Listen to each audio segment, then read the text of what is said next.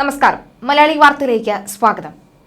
ഇന്നലെ വൈകിട്ട് 7:56 മുതൽ നമ്മൾ കാത്തിരുന്ന ഒരു ദൃശ്യമുണ്ടായിരുന്നു.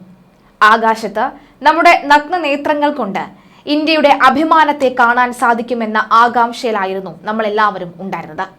എന്നാൽ അത് മഴ കാരണം ചതിച്ചു. മഴമേഘങ്ങൾ ഞങ്ങളെ പറ്റിച്ചു. ഇന്ത്യൻ വ്യോമസേന ഗ്രൂപ്പ് ക്യാപ്റ്റൻ ശുഭാംശു ശുക്ല അടക്കമുള്ള 11 സഞ്ചാരികളെ വഹിച്ചുകൊണ്ട് അന്താരാഷ്ട്ര ബഹിരാകാശ നിലയം കേരളത്തിന് മുകളിലൂടെ കടന്നുപോയിരുന്നു. ഇന്നലെ വൈകിട്ട് 7:56 മുതൽ തെക്കു പടിഞ്ഞാറൻ മാനത്ത് കൂടിയാണ് ISS കടന്നുപോയത്. മിക്കയിടങ്ങളിലും മേഘങ്ങൾ ഈ അവിസ്മരണീയ കാഴ്ച മറച്ചു. ജൂലൈ 9-നും അന്താരാഷ്ട്ര ബഹിരാകാശ നിലയം കേരളത്തിന് മുകളിലൂടെ കടന്നുപോകും. 9-ാം തീയതി പുലർച്ചെ 5:50 മുതൽ 5:57 വരെയാണ് വടക്ക് പടിഞ്ഞാറ് ദിശയിൽ ബഹിരാകാശ നിലയം പ്രത്യക്ഷപ്പെടുക. നിലയം വ്യക്തമായി കാണാൻ തെളിച്ചമുള്ള ആകാശം ആവശ്യമാണ്. മഴമേഘങ്ങൾ അന്നേ ദിനം മാറി നിന്നാൽ ആ അത്യപൂർവ കാഴ്ച നമുക്ക് കാണാൻ സാധിക്കും. ഒരു നക്ഷത്രം പോലെ മലയാളികൾക്ക് മാനത്ത് ആ കാഴ്ച കാണാം. ആക്സിയം 4 സ്വകാര്യ ദൗത്യത്തിലുള്ള ശുഭാംശു ശുക്ലയടക്കം 11 സഞ്ചാരികളാണ് നിലവിൽ അന്താരാഷ്ട്ര ബഹിരാകാശ നിലയത്തിൽ ഉള്ളത്.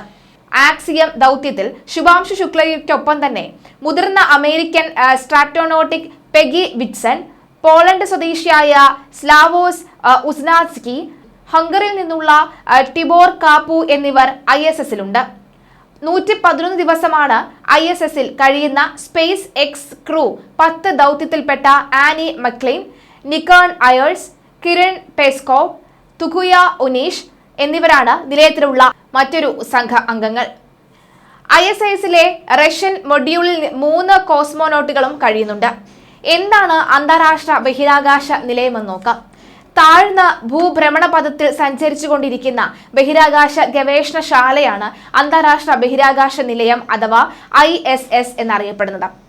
ഭൗമോപരിതലത്തിൽ നിന്ന് ഏകദേശം 400 കിലോമീറ്റർ ഉയരത്തിൽ സ്ഥിതി ചെയ്യുന്ന ISS മണിക്കൂറിൽ 27,000 കിലോമീറ്റർ വേഗത്തിൽ സഞ്ചരിക്കുന്നു. നിലയം ഒരു ദിവസം 15.54 തവണ ഭൂമിയെ വലം വയ്ക്കുന്നു.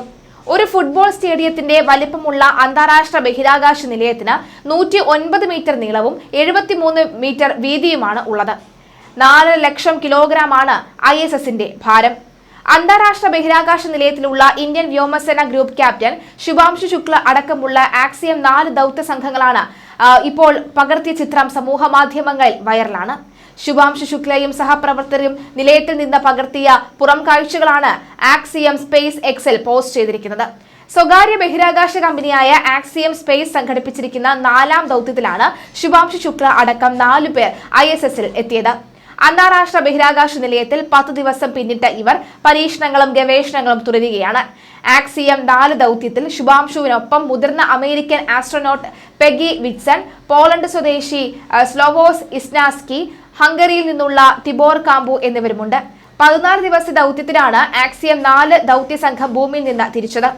ആക്സിയം ദൗത്യ സംഘാംഗങ്ങളായ 4 പേരടക്കം 11 സഞ്ചാരികളാണ് നിലവിൽ അന്താരാഷ്ട്ര ബഹിരാകാശ നിലയത്തിൽ ഉള്ളത്. അന്താരാഷ്ട്ര ബഹിരാകാശ നിലയത്തിൽ ശുഭാംശുവിന്റെയും ആക്സിയം 4 സംഘത്തിന്റെയും ദൗത്യം 11-ാം ദിവസവും തുടരുകയാണ്. പേശികോശകങ്ങൾക്ക് ബഹിരാകാശത്ത് വെച്ചുണ്ടാകുന്ന ബലക്ഷയത്തെക്കുറിച്ചുള്ള പഠനത്തിലാണ് ശുഭാംശു ഇന്നലെയും കൂടുതൽ സമയം ചെലവഴിച്ചത്. കേരളത്തിൽ നിന്ന് കൊണ്ടുപോയ വിത്തുകളുടെ മാറ്റം രേഖപ്പെടുത്താനും ശുഭാംശു ഇന്നലെ സമയമെടുത്തിരുന്നു. എന്തായാലും ഈ ശുഭാംശു പകർത്തിയ ചിത്രം നമ്മളെല്ലാവരും അന്തം വിട്ട് നോക്കുന്ന പോലെ നമ്മൾ കണ്ടിരിക്കുകയാണ്. മാത്രമല്ല ഇനി കേരളത്തിന് മുകളിലൂടെ ഈ ഒരു ബഹിരാകാശ നിലയം പോകുമ്പോൾ നമുക്ക് കാണാൻ സാധിക്കണേ എന്ന ഒരു പ്രാർത്ഥനയും ഉണ്ട്.